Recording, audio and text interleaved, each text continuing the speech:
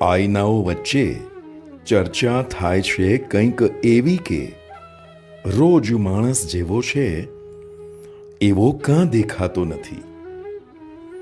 માણસ જે રોજ દેખાય છે એવો છે નહીં, છે એવું દેખાવું પણ નથી. આ બેવડી મથામણને પૂરી કરવામાં જ પૂરો થઈ જાય છે એનો આખો જન્મારો. ભીડ પાસે ક્યારેય પણ કોઈ લક્ષ્ય હોતું નથી, બસ ઉભરો હોય છે. બે પળની જિંદગી જીવવાને બદલે માણસ જે જેમાં નથી તે તેમાં શોધવાની આંધળી દોટમાં દમ નીકળી જાય એટલો દમ લગાવે છે.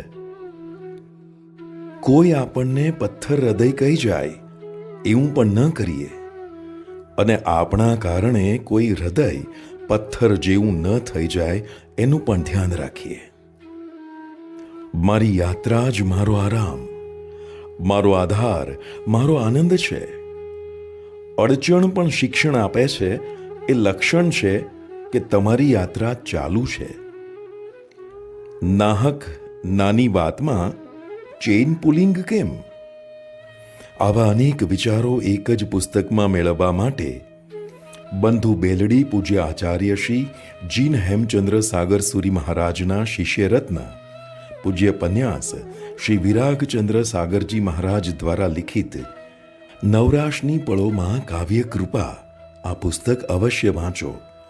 યાદ રહે, તારીખ 12 ફેબ્રુઆરી મહાવદ છઠને રવિવારે અયોધ્યાપુરમ તીર્થ જિલ્લો ભાવનગરમાં આ પુસ્તકના લેખક શ્રી વિરાગચંદ્ર સાગરજી મહારાજની આચાર્ય પદવી નિમિત્તે આ પુસ્તકનું વિમોચન થશે. અંતમાં એક જ આરઝુ છે. બીડું ઝડપ્યું છે તો મુઠ્ઠીમાં દબાવી રાખો. સામનો કરવા સતત છાતી ફૂલાવી રાખો. આપશે માર્ગ સ્વયં વિઘ્ન ખસીને ઘાયલ. છે શરત એક જ કે જુસ્સાને ટકાવી રાખો.